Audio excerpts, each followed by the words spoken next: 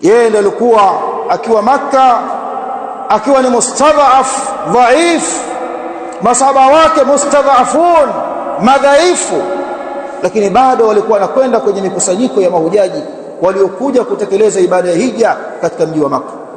Anawaambia qulu la ilaha illa Allah tuflihu, semeni la ilaha illa Allah mtafaulu. Kwa maana achaneni na ushirikina, mpwekesheni Allah kwenye ibada, muabuduni yeye, mkiomba muombeni yeye, mkichinja chinjeni kwa ajili yake. Kuna watu wanachinja kwa waganga, wanapeleka mbuzi kwa waganga, wanapeleka ng'ombe kwa waganga, wanapeleka njiwa kwa waganga. Kuchinja Muislamu ni ibada, anachinjiwa Allah.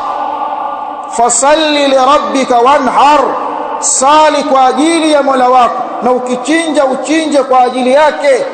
Kwa hiyo kuielekeza ibada ya kuchinja kwa asiyekuwa Allah ni sawa na kumsujudia asiyekuwa Allah. Hii ni ibada na hii ni ibada.